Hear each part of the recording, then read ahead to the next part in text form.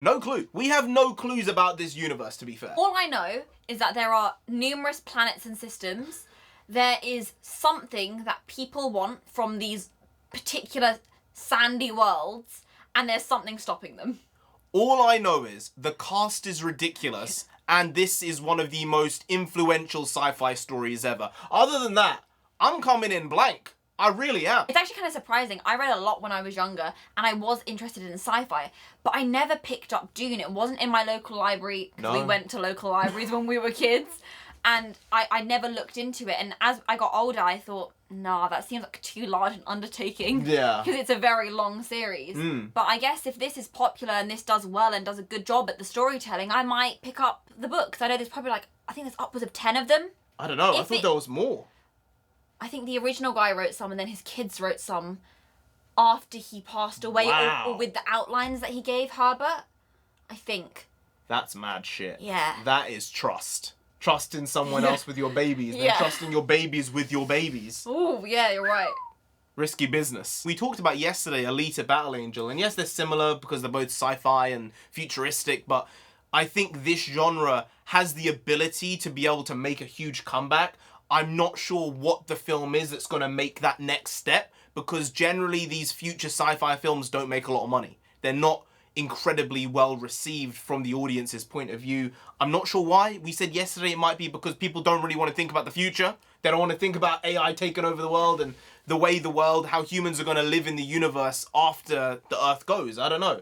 But I'm not sure what is going to shift the scales in this genre's favour. Maybe this film is the one. Maybe it is. Hey, NarendraTheComic!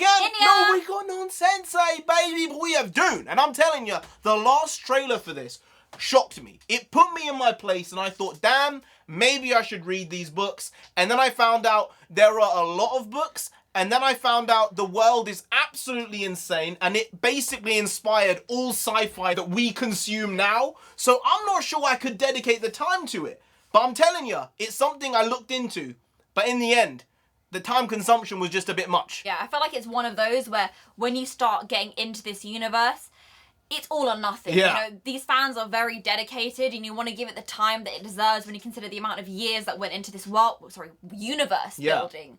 And so I don't know whether I can undertake that right now, but this might inspire me to do so. It's true. I'm thinking about this film as the beginning of that universe, not like a single insular movie. I'm thinking like maybe it's going to be a 2, 3, 4 film series, but at the same time, considering the amount of books there are, how are they going to fit that story all into the films? Like when you look at Harry Potter, the films aren't exactly the books, but they do a pretty good job. Not talking about the quality of the films. I'm talking about the stuff they put in the movies. They practically covered all the bases in the films through the book canon.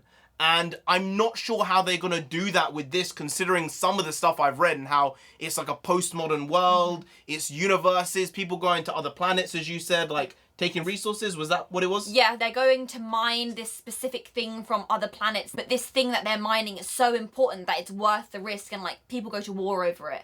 So it is important. Intergalactic war. Yes. Star Wars. Yes. This came first. Yeah. So I will say that as far as an extended universe goes and being able to fit the story into a few films, The Lord of the Rings did an incredible job at doing that. And there was a lot of source material, right? With the right person at the mast, I think it could be that. And they have a great director for this project in Denis Villeneuve. So I'm expecting this to be really, really good. I just don't know what to expect. I think that's the best way to put it. I'm hyped, I'm interested, I'm intrigued, all those words and more. Let's just get to this trailer.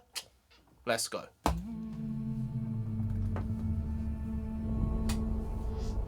Oh, so these are the dunes. There you go. So beautiful when the sun is low. Rolling over the sands, you can see spice in the air. The outsiders ravage our lands in front of our eyes. Bit of a Mad Max vibe. Yeah.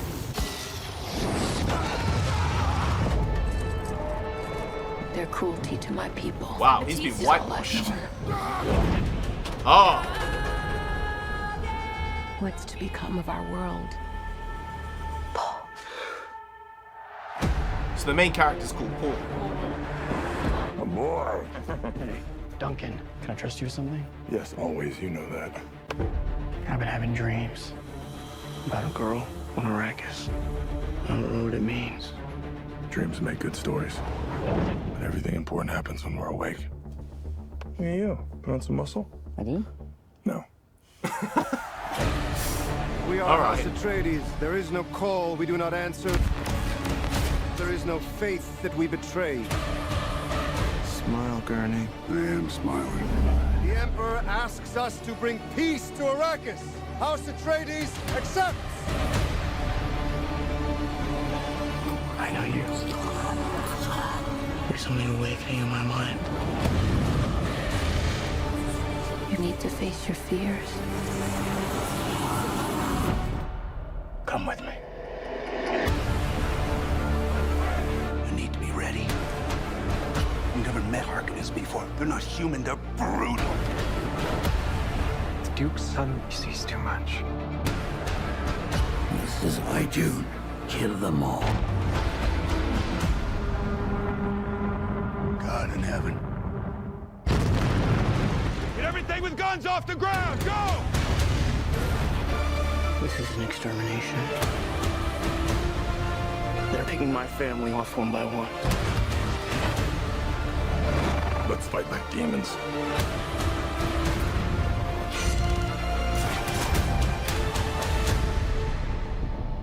Dad, what if I'm not the future of House Atreides? A great man doesn't seek to lead. He's called to it. But if your answer is no, you'll still be the only thing I ever needed you to be.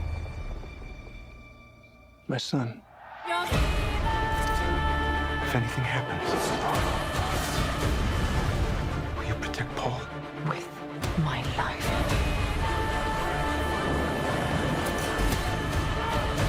So Dad's gonna die. Yeah. And I guess the mom Only is... together can well, we stand a chance.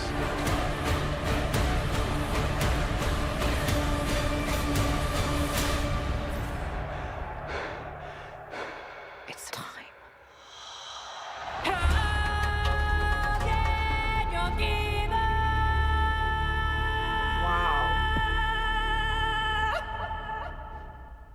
I don't know how to describe what I just saw. To be honest, I'm not sure. I'm actually unsure about what just happened. There was a lot and a little, but the music above everything was stunning. Yes, I got goosebumps. Yeah. Like, I actually have goosebumps on my arm.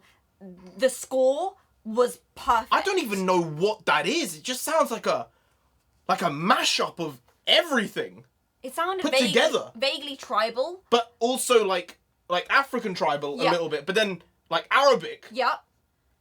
and a little European. I don't know. I think this has done the job. You know, this trailer, there was so much intrigue and the visuals were spectacular. That Yeah. thing, I was repulsed looking at it. That Oh, the sandworm thing. sandworm. Yeah, I'm telling you, I thought last time in the last trailer there might be some type of intergalactic sandworm. And in the comments, people were like, you're not wrong. So, like, the line is there. The thought is there. Yeah. I'm not sure if that's exactly what's happening here, but some of the lines in here as well, just in the trailer, were heavy-hitting lines. They were really good, really well delivered. And like I said, if this is going to be the film which brings this sci-fi genre back to life again, that's great. From this trailer, I want this film to do well. Yeah. Just from this trailer. I don't know if it is. Because some people are just not going to be engaged with this. Because some people are dumb. The thing is that they've made this, it's sci-fi, it's fantasy, it's also kind of epic. There's a very incredible cast with a very great director. And the music is clearly spectacular. Like, even if you're not into these things, just for the visuals, people might go and see it. Hey, the visuals in the cast as well. Yeah. I mean, they got a pretty stellar, stunning cast. Timothy Chalamet, Oscar Isaacs, Jason Momoa, Zendaya. Well, Dave this is- Bautista. it's not stunning. It's not. It's peg it down a little bit. Dave Bautista's not really a looker. It's your opinion on that I one. understand, but he's a likable guy and he has Yeah. a fan base. And he's Being got charisma. whitewashed as well. For some Yeah. reason, he was pasty. Ma- He's it- not pasty. It must be for the character. It There's a must be, yeah. pasty thing. I don't know what that Pasty thing brick. is. Brick. Yeah, you're right. Unspecified mass. But this looked really, really good. The visuals are great, as you said. The cinematography looked like it was done superbly. The director's great. I do have one thing, because I read this when I was going over the trailer last time around, like a year ago now, probably about that. And something that came up a lot was the cultural appropriation of this film, of this book, of this series. And I'm not sure exactly how that works, because apparently it's just like an amalgam of everything, of like all religions. It's like religion A and religion B are mixed together. Religion A is mixed with religion C. Religion C is mixed with religion D. And you've got like these mash-up religions. And it's a bit confusing to the average person, but some people are saying that it's cultural appropriation. I don't really buy into that stuff. I think you should be able to take what you want from all these aspects and create something out of it. But I can see if that's the case, and if this is supposed to be potentially partially Arabic, partially European, partially like West Asian and East Asian and South Asian, because if that's the case, I can't see how they're going to get away with that. People are so pernickety nowadays. People are so particular that they just won't have it. I think it's also, see, if this was a new IP, a new story with no background and hadn't been around for 50 years for people to interpret it, then this maybe would be culturally appropriating or like religious appropriating. But Ridiculous stuff. But because it is a 50-year-old IP, and the guy who wrote it, I think he was said to have been inspired by numerous different things, and some people in the comments have said that if you actually read the books, there are so many different things from so many different places, everything's sort of been appropriated. So if that's the case, is that okay? And also, because it's such an interesting IP, they've really packed this cast with these heavy hitters. I think it's because they don't want a Dune film to flop again. Because the first one, originally in like the 80s, completely failed. And this time round, they've gone with an A-list, B-list cast. They've got a lot of famous people in there. They've got great actors. And I think it would have been difficult to get people to go and see this movie if they'd cast a bunch of unknowns. Now, do I think they could have cast one of the two leads? Yeah. As unknowns? Maybe. Like Zendaya or Timothée Chalamet. Could they have cast one of them as an unknown? Yes, because this would have been a star builder if it's a success. But they've decided to not do that because they want the star power. They want the audience that Zendaya is going to bring. And they want the audience that Timothée Chalamet is going to bring. So I can't really hate it. I have to just say it's what was necessary to get this film made, apparently. But especially with some of the characters, if they are in the book, specifically Arabic or specifically East Asian or South Asian or European, whatever it might be, you kind of have a responsibility to keep it the way it is.